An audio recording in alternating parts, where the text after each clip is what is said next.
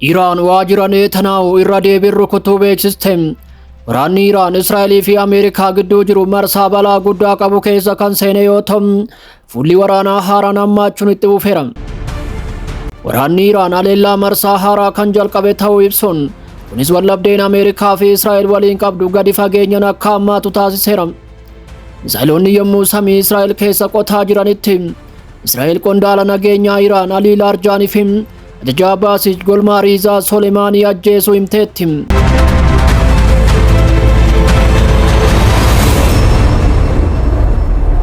Koreen eegdota warraaqsa Islaamaa Iraan galgala kana haleellaa haaraa jalqabuu beeksiseera.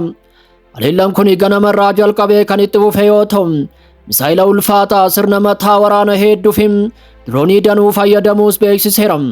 Ibsa wal fakkaatu waraanni Iraan iddoowwan tarsiimoo USA fi Israa'el ijoo ta'an guutuu naannichaa irratti xiyyeeffachuu isaas beeksiseera. Isaan keessaa wiirtuuwwan teekinooloojii waraanaa wal qabatan, dhaabbilee waraana saayibarii fi iddoowwan oomisha meeshaa waraanaa Rafael Advanced Defense System kan sirnoota akka Iron Dome guddisuu waliin wal qabatanis barbadeessuu himeera. Dhaabbileen kunneen rukutamuun isaanii waraana Israa'el irratti miidhaa guddaa kan geessisu yoo ta'u, waraana sooftiweerii sadarkaa olaanaa qabanii fi teekinooloojii namtolchee deeggaruuf gahee murteessaa qaban duubatti deebisuu danda'a jedhameera. Kana malees Iraan waajjira Netanyaahuu irra deebiin rukutuu beeksiste. Waraanni Iraan Israa'elii fi Ameerikaa gidduu jiru marsaa balaa guddaa qabu keessa kan seene yoo ta'u, fuulli waraanaa haaraan hammaachuun itti fufeera.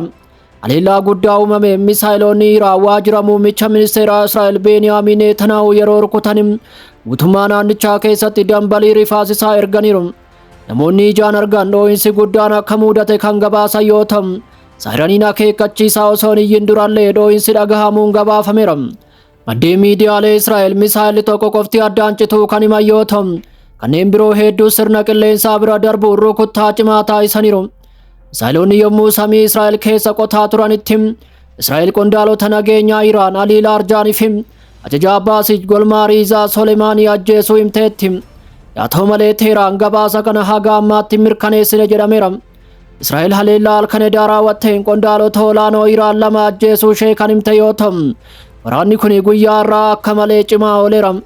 Hooggantoota ajjeefaman keessaa ogeessa tarsiimoo cimaa fi itti gaafatamaa mana maree nageenyaa Iraan Ali Laarjaanii, hoogganaa humna waraanaa baasii Golmaariizaa Soleemaanii ta'uunis ibsameera. Duuti isaanii kun yoo mirkanaa'e hoogganaa olaanaa Iraan duraan ajjeefaman Ali Kaaminiitti aansee isa guddaa ta'uu danda'a jedhameera. Ta'us garuu duuti hooggantoota olaanoo irratti xiyyeeffatus tasgabbii siyaasaa Iraan irratti jijjiirama homaa akka finne kanaan duras mul'ateera. Iraan deebii ariifataa kennuun misaa'ilaa fi diroonii gara Israa'elii fi biyyoota galoo galaanatti furguugsuuf sodaa waraanaa bal'aa ta'e cimseera. Dubaay fi Abu Dhaabii dabalatee Yuunaayitid Arab Emireet keessatti haleellaa misaa'ilaa fi haleellaan diroonii lubbuu namaa galaafate guddachaa dhufeera. Haleellaa diroonii naannoo buufata xiyyaara Dubaayitti raawwatameen balalliin kan addaan cite yoo ta'u, Abu Dhaabitti ammoo namni tokko lubbuun badeera. Gama biraatiin Israa'el haleellaa ishee Iraanii fi Hizboolaa irratti babal'isuun hojii waraanaa kun hatattamaan akka hin dhaabbanne mallattoo agarsiiseera. Iraan dhaabbilee boba'aa fi to'annoo Strait of Hormuz irratti cimsuun gabaan anniisaa addunyaas akka malee akka ol ka'u taasiseera.